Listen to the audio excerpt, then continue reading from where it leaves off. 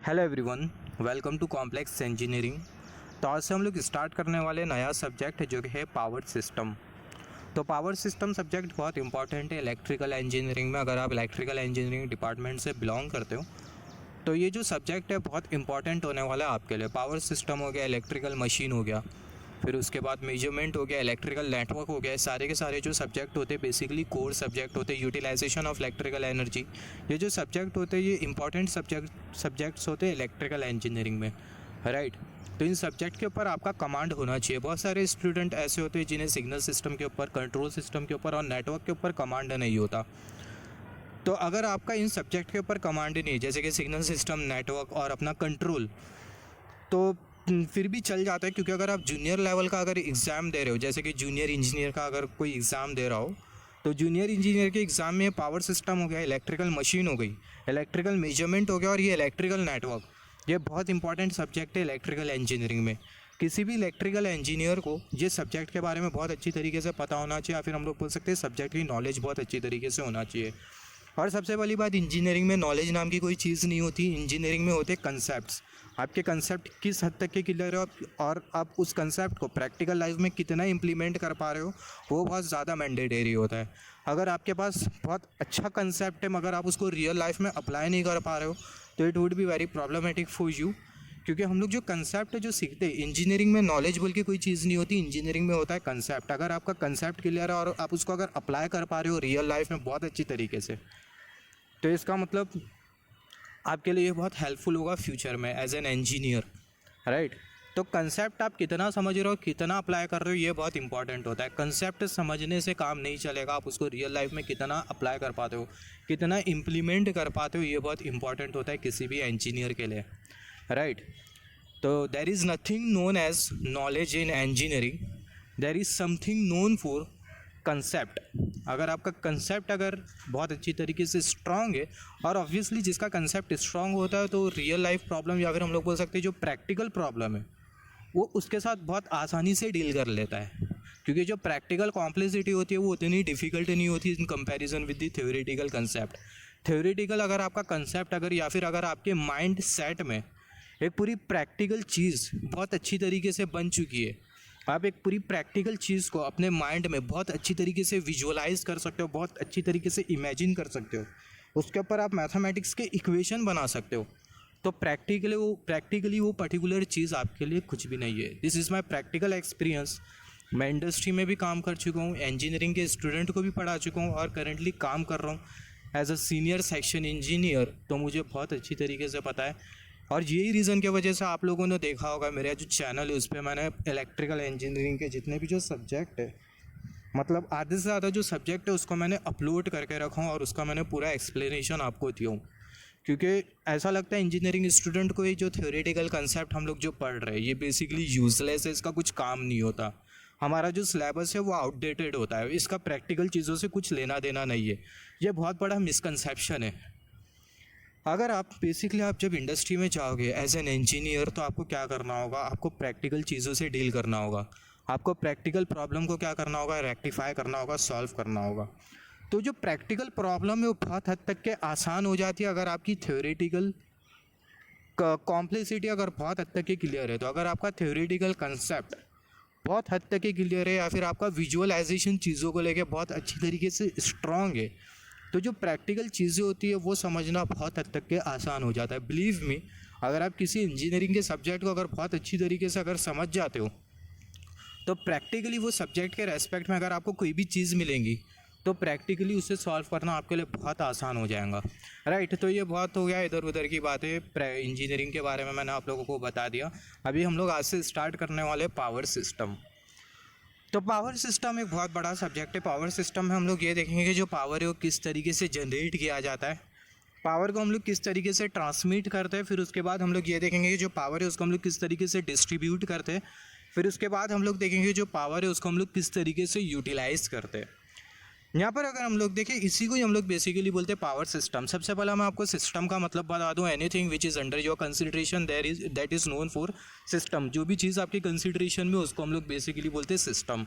इससे पहले हमने सिस्टम के बारे में इन डेप्थ एनालिसिस करी है, जैसे कि हमने डिस्कशन किया था अगर आप रेसिस्टर, कैपेसिटर, इंडक्टर से डील कर रहे हो, इसका मतलब आपका जो सिस्टम है इलेक्ट्रिकल सिस्टम है। अगर आप पिस्टन, क्रैंकशाफ्ट, कैमशाफ्ट से डील कर रहे हो, इसका मतलब आपका जो सिस्टम है वो कौन सा सिस्टम है, मैकेनिकल सिस्टम है। तो कौन सी चीज़ आपके कंसिडरेशन में, आप उसको बेसिकली बोलोगे सिस्टम, राइट। सिमिलरली जैसे कि अगर मैं रेफ्रिजरेटर कंसिडर करूँ, या फिर अगर मैं टेम्परेचर, जैसे फॉर एग्जांपल टेम्परेचर हो गया, मास हो गया, हीट हो गया, राइट, तो मैं कौन से सिस्टम से डील कर रहा हूँ, आप बता सकते हो। मैं थर्मोडायनेमिक सिस्टम से डील कर रहा हूँ। तो कोई भी चीज़ जो कि आपके कंसिडरेशन में, उसको हम लोग बेसिकली बोलते हैं सिस्टम। यहाँ पर अगर हम लोग देखें, हम लोग पावर सिस्टम क्यों बोल रहे हैं, इसका रीज़न क्या है। पावर सिस्टम हम लोग यहाँ पर बेसिकली हम लोग कर क्या रहे हैं, यहाँ पर हम लोग पावर को जनरेट कर रहे हैं, ट्रांसमिट कर रहे हैं, डिस्ट्रीब्यूट कर रहे हैं, यूटिलाइज कर रहे हैं, राइट। तो यहाँ पर हमारे कंसिडरेशन में क्या है, कंसिडरेशन में है हमारे पावर। तो यही रीज़न की वजह से ये सब्जेक्ट को हम लोग बोलते हैं बेसिकली पावर सिस्टम। यहाँ पर अभी हम लोग हिस्ट्री के बारे में बात नहीं करेंगे कि जो पावर है उसको हम लोग, पावर इंडिया में मतलब किस तरीके से फर्स्ट टाइम इस्टेब्लिश किया गया था, किस तरीके से हमारा वो पावर सिस्टम है इंडिया में इनिशियली वर्क करता था, उसके बारे में अभी हम लोग बात नहीं करेंगे। उसके बारे में हम लोग फिर कभी बात करेंगे, राइट। जो कि बहुत इंपॉर्टेंट है, किसी भी अगर जो इलेक्ट्रिकल डिपार्टमेंट से बिलोंग कर रहा है तो उसको इस बारे में बहुत अच्छी तरीके से इन्फॉर्मेशन होना चाहिए। इंडिया की पावर हिस्ट्री के बारे में बहुत अच्छी तरीके से पता होना चाहिए, राइट। तो हम लोग यहाँ पर बात करेंगे किस तरीके से जो पावर है उसको हम लोग जनरेट करते, ट्रांसमिट करते, डिस्ट्रीब्यूट करते, यूटिलाइज़ करते। तो सबसे पहले हमने क्या किया, पावर को हमने किया जनरेट। फिर उसके बाद हमने क्या किया, पावर को हमने किया ट्रांसमिट। फिर उसके बाद हमने क्या किया, पावर को हमने किया डिस्ट्रीब्यूट। फिर उसके बाद हमने क्या किया, पावर को हमने किया यूटिलाइज़। यहाँ पर अगर हम लोग देखें, जो पावर सिस्टम सब्जेक्ट है, सिग्नल सिस्टम हो गया, कंट्रोल सिस्टम हो गया, नेटवर्क हो गया, ये सारे सब्जेक्ट कवर करने के बाद हम लोग ले रहे पावर सिस्टम। फिर उसके बाद हम लोग लेंगे मशीन कंट्रोल का थोड़ा बहुत कॉन्सेप्ट, बाकी स्टेट स्पेस एनालिसिस, उसके बारे में भी हम लोग बात करेंगे। बोडे प्लॉट, रूट लोकस के ऊपर हम लोग कुछ एग्जाम्पल्स भी कंसिडर करेंगे, राइट। तो ये रीज़न की वजह से जो पावर सिस्टम है मैंने सबसे बाद में कवर अप किया, अदरवाइज़ हम लोग पहले भी कवर कर सकते थे। मगर ये जो जैसे कि signal system, control system, network, ये जो सब्जेक्ट है थोड़े डिफिकल्ट होते हैं इलेक्ट्रिकल इंजीनियर्स के लिए, तो ये रीज़न की वजह से पहले हमने ये वाला सब्जेक्ट उठाया। फिर उसके बाद हमने पावर सिस्टम उठाया। फिर उसके बाद हम लोग इलेक्ट्रिकल मशीन ले लेंगे, और लास्ट में हम लोग ले लेंगे यूटिलाइजेशन और मेजरमेंट, राइट। तो जैसे कि हमने डिस्कस किया, पहले हम लोग पावर को क्या करते हैं, हम लोग पावर को करते हैं जनरेट। फिर उसके बाद हम लोग क्या करते हैं, पावर को हम लोग करते हैं ट्रांसमिट। फिर उसके बाद हम लोग पावर को करते हैं डिस्ट्रीब्यूट। फिर उसके बाद हम लोग पावर को करते हैं यूटिलाइज़।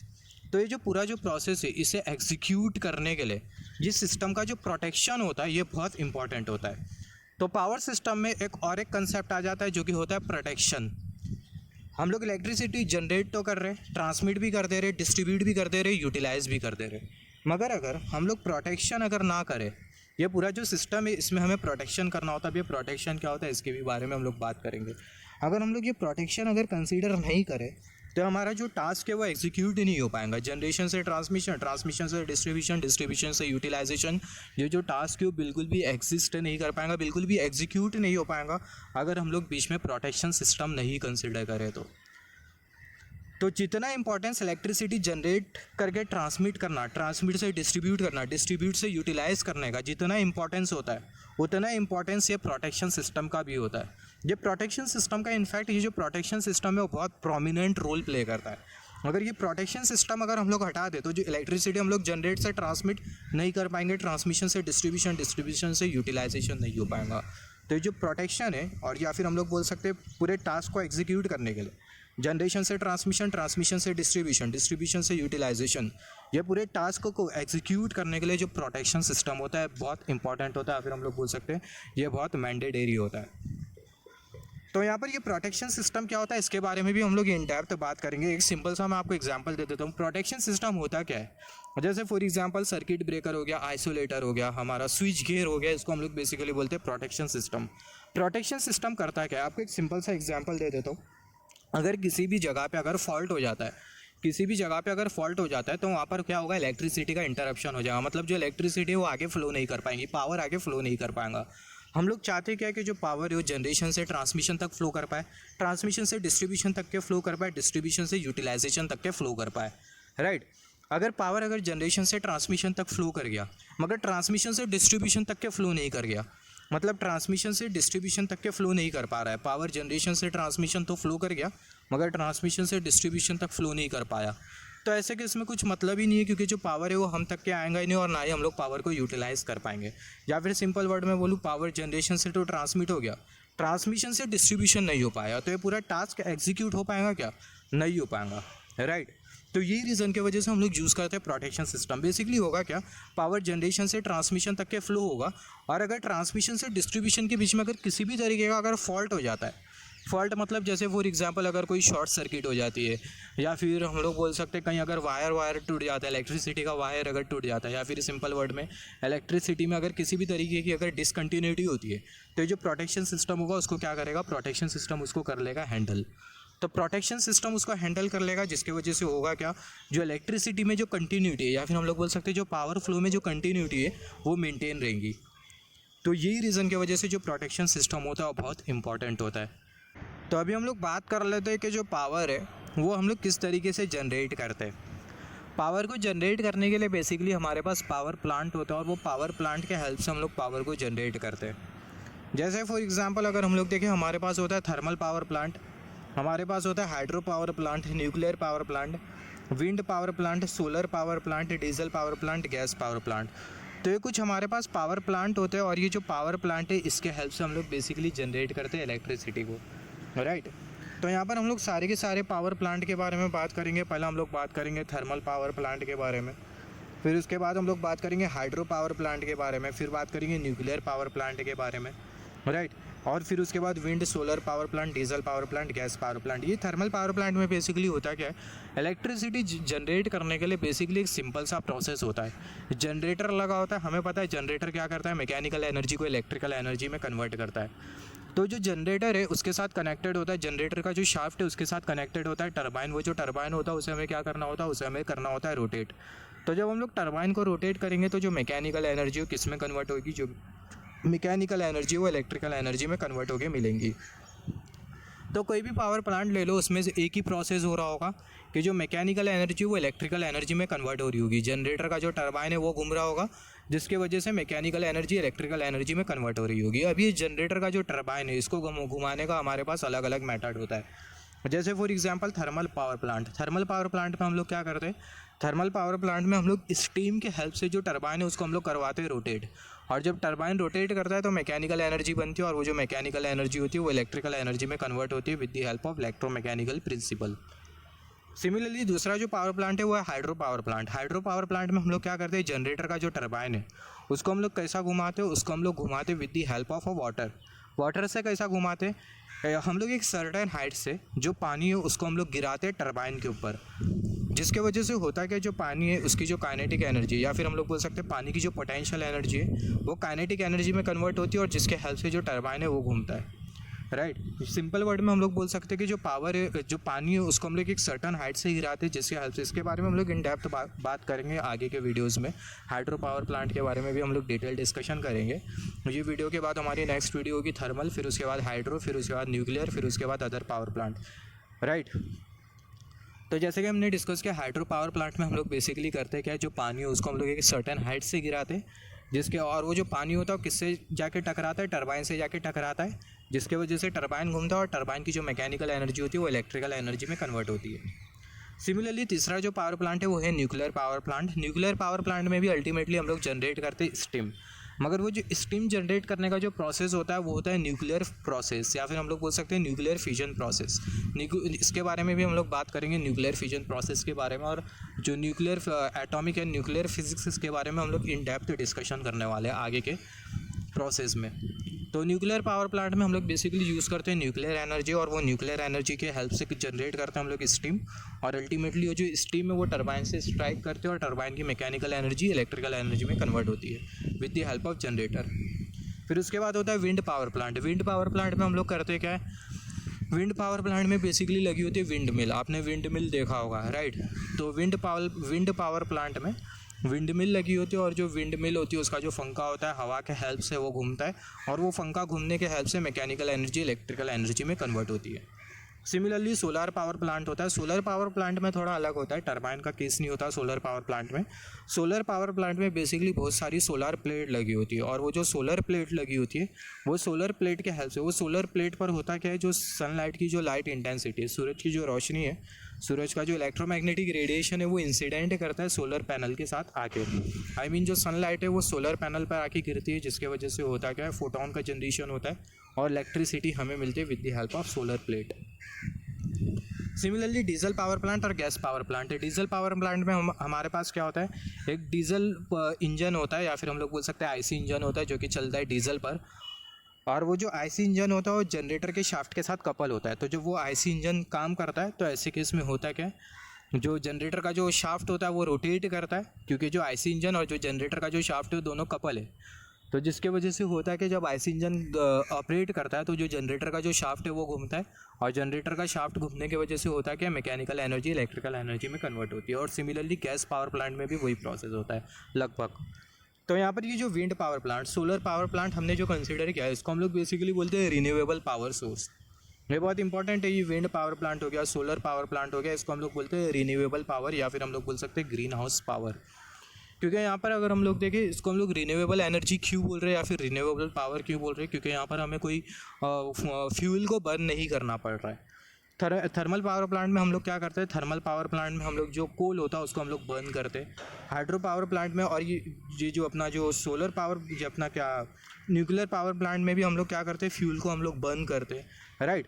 तो ये अपना जो हाइड्रो हो गया, सोलर हो गया, विंड हो गया, सारे के सारे जो हमारे जो एनर्जी होती है इसको हम लोग बेसिकली बोलते हैं रिन्यूएबल सोर्स ऑफ एनर्जी या फिर हम लोग बोल सकते हैं रिन्यूएबल पावर। यहाँ पर अगर हम लोग देखें, हम लोग जो पावर जब जनरेट करते हैं तो पावर के साथ एसोसिएटेड होता है वोल्टेज, जिसको हम लोग बेसिकली बोल सकते हैं जनरेटिंग वोल्टेज। तो जो जनरेटिंग वोल्टेज होता है हमें वो 11 kV मिलता है। ये बहुत इंपॉर्टेंट है 50 हर्ट्ज फ्रीक्वेंसी पर। तो जो जनरेशन जो वोल्टेज होता है, जनरेटिंग वोल्टेज, वो हमें 11 kV मिलता है और जो फ्रीक्वेंसी होती है कितनी होती है, वो होती है 50 हर्ट्ज। तो यहाँ पर हम लोग कुछ इस तरीके से जो इलेक्ट्रिसिटी उसको हम लोग करते हैं जनरेट। हमने इलेक्ट्रिसिटी को जनरेट तो कर दिया, अभी हमें क्या करना होगा, इलेक्ट्रिसिटी को हमें करना होगा ट्रांसमिट। मैं आपको एक बात बता दूँ, आपकी जो सिटी है उससे कई किलोमीटर दूर आपका लगा होता है पावर स्टेशन या फिर बोल सकते हैं पावर प्लांट, राइट। तो उतनी दूरी से, जैसे फॉर एग्जांपल हमारी सिटी है एक पर्टिकुलर सिटी, और वो सिटी से 100 किलोमीटर दूर या फिर हम लोग बोल सकते हैं 500 किलोमीटर दूर हमारा पावर प्लांट लगा होगा, just as a rough example. तो हमारी सिटी तक के पावर को भेजना है, जनरेटिंग स्टेशन जनरेट तो कर रहा है पावर, मगर अभी वो जो पावर है उसे अब ट्रांसमिट भी तो करना है। जनरेटिंग स्टेशन मान लेते हैं एक पावर प्लांट है जो कि है बेसिकली एक पर्टिकुलर सिटी पे, मान लेते हैं इंदौर में वो power plant, just as a rough example, right. तो वो जो पावर प्लांट है, या फिर हम लोग बोल सकते हैं पावर, सिंपल वर्ड में एक पावर प्लांट है जो कि इलेक्ट्रिसिटी जनरेट कर रहा है। अब वो जो इलेक्ट्रिसिटी उसे हमें क्या करना है, ट्रांसमिट भी करना है। तो इलेक्ट्रिसिटी को ट्रांसमिट करने के लिए हमारे पास दूसरा सिस्टम होता है, पावर सिस्टम का पार्ट, जिसको हम लोग बेसिकली बोलते हैं ट्रांसमिशन सिस्टम। ट्रांसमिशन सिस्टम में हम लोग क्या करते हैं, जो इलेक्ट्रिसिटी होती है उसको हम लोग बेसिकली बोलते हैं, उसको हम लोग बेसिकली करते हैं ट्रांसमिट। जनरेटिंग स्टेशन से जो इलेक्ट्रिसिटी उसको हम लोग जनरेट कर रहे हैं, और जो जनरेशन वोल्टेज जो कितना है वो है 11 किलोवोल्ट, राइट। इलेक्ट्रिसिटी हमने जनरेट तो कर दिया, अभी इलेक्ट्रिसिटी को हमें क्या करना होगा, इलेक्ट्रिसिटी को हमें करना होगा ट्रांसमिट। तो जो इलेक्ट्रिसिटी को हम लोग जो ट्रांसमिट करते हैं, वो जो सिस्टम होता है उसको हम लोग बेसिकली बोलते हैं ट्रांसमिशन सिस्टम। अभी जो इलेक्ट्रिसिटी का जो ट्रांसमिशन होता है, मैं आपको एक एग्जांपल दे देता हूँ। जैसे फॉर एग्जांपल मान लेते हैं हमारी सिटी है मुंबई, हमारी मुंबई सिटी है, और मुंबई से बहुत किलोमीटर दूर, मान लेते हैं 500 किलोमीटर दूर है हमारा पावर स्टेशन। अभी वो पावर स्टेशन पावर तो जनरेट कर रहा है, मगर वो 500 किलोमीटर दूर है। अभी वो पावर को 500 किलोमीटर से सिटी तक के लाने का काम कौन करेगा, वो पावर को 500 किलोमीटर से सिटी तक के लाने का जो काम है वो करेगा ट्रांसमिशन सिस्टम। तो ट्रांसमिशन सिस्टम बेसिकली हम लोग कंसिडर करते हैं पावर को ट्रांसमिट करने के लिए, फिर हम लोग बोल सकते हैं ट्रांसमिशन सिस्टम में जो पावर होता है वो ट्रांसमिट होता है। सिमिलरली उसके बाद वाला जो, और यहाँ पर अगर हम लोग देखें जो ट्रांसमिशन है वो हमें दो टाइप का मिल सकता है। एक जो ट्रांसमिशन है वो एसी ट्रांसमिशन भी हो सकता है, और दूसरा जो ट्रांसमिशन है वो डीसी ट्रांसमिशन भी हो सकता है। तो हम लोग इसके बारे में बात करेंगे। जो ट्रांसमिशन जो वोल्टेज होता है उसकी जो वैल्यू होती है वो होती है 765 किलोवोल्ट, जो कि है मैक्सिमम वैल्यू। मतलब अभी करंटली जो ट्रांसमिशन जो हो रहा है पावर का वो है 765 किलोवोल्ट। हम लोग कितने वोल्टेज पर ट्रांसमिट कर रहे हैं, करंटली 765 किलोवोल्ट का जो वोल्टेज है ये मैक्सिमम वोल्टेज है पावर ट्रांसमिशन का। और ये जो पावर ट्रांसमिशन है वो एसी भी हो सकता है और डीसी भी हो सकता है। और जो डीसी जो सिस्टम होता है पावर ट्रांसमिशन का उसको हम लोग बेसिकली बोलते हैं एचवीडीसी सिस्टम। इसके बारे में हम लोग आगे बात करेंगे इन डेप्थ। फिर उसके बाद अगर हम लोग देखें, ट्रांसमिट तो हमने किया पावर, अभी जो पावर है उसे हमें क्या करना होगा, पावर को हमें बेसिकली करना होगा डिस्ट्रीब्यूट। पावर को डिस्ट्रीब्यूट करने के लिए हमारे पास एक सिस्टम होता है जिसको हम लोग बेसिकली बोलते हैं डिस्ट्रीब्यूशन सिस्टम। फिर उसके बाद पावर को हमने डिस्ट्रीब्यूट कर दिया, फिर हमें क्या करना है, बेसिकली यूटिलाइज़ करना है। फिर यूटिलाइज़ करने के लिए हमारे पास जो सिस्टम होता है उसको हम लोग बेसिकली बोलते हैं यूटिलाइजेशन। जैसा कि हमने थोड़ा टाइम पहला बात किया था ट्रांसमिशन सिस्टम के बारे में, ट्रांसमिशन सिस्टम में जो पावर होता है उसको हम लोग ट्रांसमिट करते हैं, राइट। तो ट्रांसमिट करने के लिए हमारे पास बेसिकली ट्रांसमिशन टावर होता है और इलेक्ट्रिकल कंडक्टर होते हैं, जिसके बारे में हम लोग बात करेंगे। तो यहाँ पर अभी अगर हम लोग देखें, जो ट्रांसमिशन टावर है वो हमें कुछ इस तरीके से दिखाई देता है। यहाँ पर मैंने बनाने की कोशिश की हो, ट्रांसमिशन टावर हमें कुछ इस तरीके से दिखाई देते हैं। और ये जो ट्रांसमिशन टावर होता है इसके साथ लगा होता है ट्रांसमिशन कंडक्टर, या फिर हम लोग बोल सकते हैं करंट कैरिंग कंडक्टर, जो कि बेसिकली कैरी करता है करंट। तो यहाँ पर हमने ये देखा, जनरेशन से ट्रांसमिशन, ट्रांसमिशन से डिस्ट्रीब्यूशन, ट्रांसमिशन से फिर डिस्ट्रीब्यूशन से यूटिलाइजेशन। ये पूरा प्रोसेस एग्जीक्यूट करने के लिए जो प्रोटेक्शन सिस्टम है बहुत इंपॉर्टेंट होता है, क्योंकि अगर प्रोटेक्शन सिस्टम अगर ना लगाए तो ये जो टास्क होगा वो एग्जीक्यूट नहीं हो पाएगा। मान लेते हैं डिस्ट्रीब्यूशन से यूटिलाइजेशन के बीच में हो जाता है फॉल्ट, तो ऐसे केस में क्या करेगा, ये जो प्रोटेक्शन सिस्टम है वो फॉल्ट को क्या करेगा, रेक्टिफाई कर देगा, जिसकी वजह से जो इलेक्ट्रिसिटी होगी उसमें कंटिन्यूटी बनी रहेगी। यहाँ पर अभी अगर हम लोग देखें, इसको भी हम लोग थोड़ा इन डेप्थ डिस्कशन करते हैं with the help of block diagram. तो यहाँ पर अगर हम लोग देखें, ट्रांसमिशन टावर हमें कुछ इस तरीके से मिलता है, ट्रांसमिशन टावर, और ये ट्रांसमिशन टावर के साथ कुछ इस तरीके से लगे होते हैं कंडक्टर। तो यहाँ पर अगर हम लोग देखें, सबसे पहला होगा पावर प्लांट। ये पावर प्लांट क्या करेगा, जो पावर प्लांट है वो इलेक्ट्रिसिटी को जनरेट करेगा, और जनरेशन कितने में होगा, जो जनरेशन है वो 11 kV में भी हो सकता है और 33 kV में भी हो सकता है। तो जो पावर प्लांट है वो 11 kV और जो 33 kV जो वोल्टेज है, 11 kV या फिर 33 kV मैक्स टू मैक्स है। अगर हम लोग देखें, जो जनरेटिंग जो वोल्टेज होता है वो 11 kV होता है, और जो मैक्सिमम जो वोल्टेज हो सकता है वो 33 kV हो सकता है, राइट। अगर हम लोग ज़्यादा वोल्टेज पर जनरेशन करें तो ऐसे केस में हमारी जो इलेक्ट्रिकल मशीन है उसमें इंसुलेशन फेलियर के चांसेस हो सकते हैं, हमारी मशीन डैमेज हो सकती है। तो यही रीज़न की वजह से जो जनरेटिंग वोल्टेज होता है उसको हम लोग कंसिडर करते हैं 11 kV तक के। तो जो पावर प्लांट है वो 11 kV का वोल्टेज जनरेट करेगा। अब ये जो 11 kV का जो वोल्टेज होता है इसे हमें क्या करना होता है, स्टेप अप करना होता है। जनरेशन के बाद हम लोग क्या करते हैं, जनरेशन के बाद हम लोग करते हैं ट्रांसमिशन, और जैसे कि हमने डिस्कस किया, जो ट्रांसमिशन है वो 765 kV में होगा। तो यहाँ पर ये 765 kV इतना जो हाई जो वोल्टेज है वो हमें कैसा मिलेगा, हमें मिलेगा ट्रांसफार्मर के हेल्प से। आई होप आपको पता होगा ट्रांसफार्मर करता क्या है, जो वोल्टेज है उसको स्टेप अप और स्टेप डाउन करता है। तो पावर प्लांट से 11 kV का वोल्टेज जनरेट हुआ, फिर उसके बाद वो जो 11 kV का जो वोल्टेज है वो स्टेप अप ट्रांसफार्मर में गया। अभी स्टेप अप ट्रांसफार्मर क्या करेगा, जो 11 kV का जो वोल्टेज है उसको क्या करेगा, स्टेप अप करेगा। अब ये जो स्टेप अप ट्रांसफार्मर होता है, बेसिकली होता है क्या, हमारा जो पावर प्लांट होता है, पावर प्लांट के जस्ट बाजू हमारा लगा होता है सब स्टेशन, या फिर हम लोग बोल सकते हैं स्विचिंग यार्ड, और वो जो सब स्टेशन होता है उसमें लगा होता है स्टेप अप ट्रांसफार्मर। तो ये जो स्टेप अप ट्रांसफार्मर है वो क्या करेगा, वो 11 kV वोल्टेज को स्टेप अप करेगा। मान लेते हैं 765 kV में स्टेप अप किया। अब ये जो स्टेप अप ट्रांसफार्मर है इसका जो आउटपुट है वो हमें कितना मिल रहा है, हमें मिल रहा है 765 किलो वोल्ट। अब ये जो 765 किलो वोल्ट है ये हम लोग ट्रांसमिशन सिस्टम के इनपुट में दे देते हैं, या फिर बोल सकते हैं जो 765 किलो वोल्ट का जो वोल्टेज है उसको हम लोग ट्रांसमिशन लाइन के थ्रू ट्रांसमिट करते हैं, राइट। ट्रांसमिशन लाइन के थ्रू हम लोग ट्रांसमिट करते हैं। अभी जो ट्रांसमिशन है वो दो टाइप का हो सकता है, एक AC ट्रांसमिशन भी हो सकता है और दूसरा DC ट्रांसमिशन भी हो सकता है। मगर यहाँ पर अगर हम लोग देखें, हम लोग प्रीफर करते हैं DC ट्रांसमिशन, जिसको हम लोग बोलते हैं HVDC सिस्टम, क्योंकि इसके कुछ एडवांटेजेस होते हैं जिसके बारे में हम लोग बात करेंगे। अभी यहाँ पर हमने जैसे कि डिस्कस किया था, सिंपल वर्ड में जो ट्रांसमिशन सिस्टम है वो हमें क्या करके देता है, जो पावर प्लांट होता है वो हमारी सिटी से 100-200 किलोमीटर दूर होता है।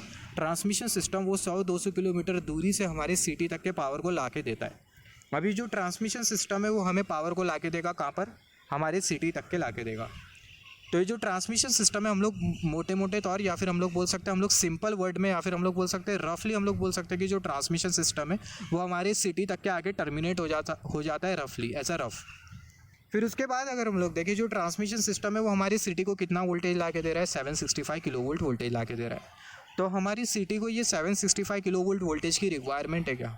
ऑब्वियसली नहीं है, क्योंकि अगर हम लोग देखें हमारे घर पर जो वोल्टेज होता है वो कितना होता है, वो होता है 240 वोल्ट। अभी आप 240 वोल्ट और 765 किलो वोल्ट, ये दोनों वोल्टेज को अगर आप कंपेयर करो तो दोनों के बीच में ज़मीन आसमान का डिफरेंस है, राइट। तो 765 किलो वोल्ट वोल्टेज ये एक्सट्रीमली हाई वोल्टेज होता है, इतना हाई वोल्टेज होता है कि आप इसको अगर इमेजिन करो, आप ये 765 किलो वोल्ट की जो ट्रांसमिशन लाइन है उससे अगर आप 10 सेंटीमीटर के भी डिस्टेंस पर अगर होते हो तो बहुत बुरा हाल हो जाएगा। वैसे में मतलब मेरा बोलने का मतलब ये है कि जो 765 किलो वोल्ट का जो वोल्टेज है वो इतना एक्सट्रीमली हाई होता है कि जो 765 किलो वोल्ट का जो वोल्टेज होता है इसको ट्रांसमिट करने के लिए जो ट्रांसमिशन टावर होता है उसकी जो हाइट होती है वो कम से कम एक बिल्डिंग जितनी हाइट होती है उसकी, या फिर हम लोग बोल सकते हैं बिल्डिंग से भी ज़्यादा उसकी हाइट होती है। 765 किलो वोल्ट वोल्टेज को ट्रांसमिट करने के लिए हम लोग जो ट्रांसमिशन टावर जो कंसिडर करते हैं उसकी जो हाइट होती है वो बहुत ज़्यादा होती है। तो इन सिंपल वर्ड में यही बोलना चाह रहा था कि जो 765 किलो वोल्ट वोल्टेज और हमारे घर में जो 240 वोल्ट का जो वोल्टेज आता है दोनों में बहुत डिफरेंस होता है। तो हमारी सिटी को transmission system 765 kilo volt voltage ला के दे रहा है, मगर ये 765 किलो वोल्ट वोल्टेज की हमें रिक्वायरमेंट नहीं है, हमें 240 वोल्ट की रिक्वायरमेंट है। तो हमारी सिटी के जस्ट स्टार्टिंग में एक और एक सबस्टेशन लगा होता है और वो जो सबस्टेशन होता है उसमें लगा होता है स्टेप डाउन ट्रांसफार्मर। और ये जो स्टेप डाउन ट्रांसफार्मर है ये 765 किलो वोल्ट वोल्टेज को स्टेप डाउन कर देता है 66 किलो वोल्ट और 33 किलो वोल्ट में। अब ये जो 66 किलो वोल्ट और ये जो 33 किलो वोल्ट का जो वोल्टेज है वो कहाँ पर जाता है, ये जाता है डिस्ट्रीब्यूशन सिस्टम में। सिटी में क्या होगा, सिटी में होगा डिस्ट्रीब्यूशन सिस्टम, और वो जो डिस्ट्रीब्यूशन सिस्टम होगा वो पावर को अलग अलग रीजन में डिस्ट्रीब्यूट कर देगा। यहाँ पर अगर हम लोग देखें, जैसे कि हमने डिस्कस किया, ये जो स्टेप डाउन ट्रांसफार्मर होगा वोल्टेज को स्टेप डाउन करेगा 66 या फिर हम लोग बोल सकते हैं 33 kV में, और ये जो वोल्टेज होगा वो डिस्ट्रीब्यूशन सिस्टम को दे देगा। अब ये डिस्ट्रीब्यूशन सिस्टम के पास कितना वोल्टेज आ रहा है, 33 या फिर हम लोग बोल सकते हैं 66 kV वोल्टेज आ रहा है। यहाँ पर अगर हम लोग देखें, जैसे कि हमने डिस्कस किया, सिटी में बहुत सारे एरिया हो गए। Just as a rough example, city में बहुत सारे एरिया हो गए, जैसे कि सेंट्रल रीजन हो गया, वेस्टर्न रीजन हो गया, सदर्न रीजन हो गया, नॉर्थर्न रीजन हो गया, राइट। सिटी में बहुत सारे रीजन हो गए, जैसे कि हार्बर हो गया, सेंट्रल हो गया, वेस्टर्न हो गया, सदर्न हो गया, नॉर्थर्न हो गया। तो ऐसे बहुत सारे रीजन होते हैं हमारी सिटी में, राइट। तब ये डिस्ट्रीब्यूशन सिस्टम के पास जो वोल्टेज जो आ रहा है वो कितना आ रहा है, 33 किलो वोल्ट वोल्टेज आ रहा है। अभी जो डिस्ट्रीब्यूशन सिस्टम है वो ये 33 किलो वोल्ट का जो वोल्टेज होगा वो अलग अलग रीजन में दे देगा। मान लेते हैं हमारी सिटी में 4-5 रीजन है, एक हार्बर है, दूसरा है सेंट्रल, तीसरा है वेस्टर्न और चौथा है सदर्न। इसके बारे में हम लोग इन डेप्थ डिस्कशन करेंगे आगे, और भी हम लोग डिटेल में पढ़ेंगे इसको जब हम लोग टिपिकल स्ट्रक्चर कंसिडर करेंगे पावर ट्रांसमिशन सिस्टम का। तो ये जो डिस्ट्रीब्यूशन सिस्टम है, डिस्ट्रीब्यूशन सिस्टम सिटी में लगा हुआ है, राइट। और ये जो डिस्ट्रीब्यूशन सिस्टम के बाद जो वोल्टेज कितना है वो है 33 किलो वोल्ट वोल्टेज। तो जो डिस्ट्रीब्यूशन सिस्टम है 33 किलो वोल्ट का जो वोल्टेज होगा वो अलग अलग रीजन में दे देगा। तो मान लेते हैं जो डिस्ट्रीब्यूशन सिस्टम है वो हार्बर को 33 किलो वोल्ट वोल्टेज दिया, सेंट्रल को 33 किलो वोल्ट वोल्टेज दिया, वेस्टर्न को 33 किलो वोल्ट वोल्टेज दिया, सदर्न रीजन को 33 किलो वोल्ट वोल्टेज दिया। तो यहाँ पर एक सिटी के अलग अलग रीजन को कितना वोल्टेजेस मिल रहा है, 33 किलो वोल्ट वोल्टेज मिल रहा है। तो आप ये इमेजिन करके देखो या फिर सोच के देखो, क्या ये 33 किलो वोल्ट की वोल्टेज 33 किलो वोल्ट वोल्टेज की रिक्वायरमेंट अभी भी हम लोग को पड़ेगी क्या? अभी भी हम लोग को नहीं लगेगी, क्योंकि अगर हम लोग देखें इंडस्ट्री में, इनफैक्ट आप अगर ट्रैक्शन सिस्टम देखो उसको max to max 25 kilo volt voltage लगता है। दूसरा अगर हम लोग इंडस्ट्रियल एप्लीकेशन देखें तो max to max 440 volt voltage लगेगा। किसी इंडस्ट्री में अगर हम लोग देखें 3 फेस सिस्टम होगा, 3 फेस मशीन होगी, वहाँ पर जो वोल्टेज की जो रिक्वायरमेंट होगी कितनी होगी, वो या तो 440 वोल्ट होगी, राइट, 3 फेस सिस्टम में। और अगर हम लोग रेसिडेंशियल कॉम्प्लेक्स कंसिडर करें तो वहाँ पर कितने वोल्टेज की रिक्वायरमेंट होगी, 220 वोल्ट वोल्टेज की रिक्वायरमेंट होगी। तो जो डिस्ट्रीब्यूशन सिस्टम है वो सिटी के अलग अलग रीजन में 33 किलो वोल्ट वोल्टेज भेज दे रहा है, मगर अभी भी 33 किलो वोल्ट वोल्टेज की हमारे को रिक्वायरमेंट नहीं है, राइट। अभी यहाँ पर अगर हम लोग देखें एक पर्टिकुलर रीजन अगर हम लोग कंसिडर करें, किसी भी सिटी का एक पर्टिकुलर रीजन कंसिडर करें, तो रीजन में हमें बहुत सारे एरिया मिलेंगे, राइट। तो मान लेते हैं जो हार्बर रीजन है इसमें A1 area, A2 area, A3 area है। सिमिलरली जो सेंट्रल रीजन है इसमें A1 area, A2 area, A3 area. Western region में भी A1 area, A2 area, A3 area, area number 4, area number 5, area number 6, ऐसे बहुत सारे एरिया हो गए। सदर्न रीजन में भी बहुत सारे एरिया हो गए, जैसे कि area number 1, area number 2, area number 3 and so on. बोलने का मतलब ये है कि एक जो पर्टिकुलर जो रीजन होगा उसमें हमें बहुत सारे एरिया मिलेंगे, बहुत सारे एरियाज़ मिलेंगे। तो यहाँ पर अभी अगर हम लोग देखें, यहाँ पर ये जो हार्बर है इसको जो वोल्टेज जो मिल रहा है वो कितना मिल रहा है, 33 किलो वोल्ट वोल्टेज मिल रहा है। और ये एरिया में बेसिकली होगा क्या, एक पर्टिकुलर एरिया में या तो इंडस्ट्री होगी, या तो एक रेसिडेंशियल कॉम्प्लेक्स होगा, या तो कमर्शियल कॉम्प्लेक्स होगा। रेसिडेंशियल कॉम्प्लेक्स को कितना वोल्टेज लगता है, max to max 220 volt voltage लगता है, 240 वोल्ट मान लेते हैं। जो कमर्शियल है उसको कितना लगता है, कमर्शियल को दे देते हैं 440 वोल्ट। रेसिडेंशियल को कितना लगता है, रेसिडेंशियल को लगता है 440 volt, I mean commercial, residential और इंडस्ट्रियल, ये तीनों को अगर हम लोग कंसिडर करें, हमारे कितने कंज्यूमर होते? 3, रेसिडेंशियल, कमर्शियल और इंडस्ट्रियल। चाहे रेसिडेंशियल कंसिडर कर लो, चाहे कमर्शियल कंसिडर कर लो, चाहे इंडस्ट्रियल कंसिडर कर लो, इनको जो वोल्टेज जो लगेगा वो 440 मैक्सिमम और मिनिमम कितना लगेगा? 240 volt for the residential complex. तो यहाँ पर अगर हम लोग देखें, जैसे कि हमने डिस्कस किया, area number 1, area number 2, area number 3, या फिर अलग अलग एरिया में क्या होगा? या तो रेसिडेंशियल कॉम्प्लेक्स, या तो कमर्शियल कॉम्प्लेक्स, या तो कौन सा कॉम्प्लेक्स होगा? इंडस्ट्रियल कॉम्प्लेक्स होगा। तो यहाँ पर अगर हम लोग देखें, यहाँ पर ये पर्टिकुलर रीजन और वो पर्टिकुलर रीजन में अलग अलग एरिया, और वो पर्टिकुलर रीजन को वोल्टेज कितना मिल रहा है? 33 kilo volt, 33 kilo volt, 33 kilo volt, 33 kilo volt का वोल्टेज मिल रहा है। तो यहाँ पर ये जो एरिया है इसमें भी कितना वोल्टेज जाएगा? ये एरिया में भी 33 किलो वोल्ट वोल्टेज जाएगा। तो यहाँ पर हमें ये एरिया में 33 किलो वोल्ट वोल्टेज की रिक्वायरमेंट है क्या? जैसे कि हमने डिस्कस किया, एक एरिया में हमें क्या मिलेगा? रेसिडेंशियल, कमर्शियल या फिर इंडस्ट्रियल कॉम्प्लेक्स। तो ये कॉम्प्लेक्स को, रेसिडेंशियल, कमर्शियल, इंडस्ट्रियल रीजन को क्या 33 किलो वोल्ट वोल्टेज की रिक्वायरमेंट है क्या? ऑब्वियसली 33 किलो वोल्ट वोल्टेज की रिक्वायरमेंट नहीं है। तो बेसिकली ये जो रीजन, सिटी में एक पर्टिकुलर रीजन और एरिया, जैसे कि हमने डिस्कस किया, ये है रीजन और यहाँ पर ये है एरिया, ये रीजन और ये एरिया।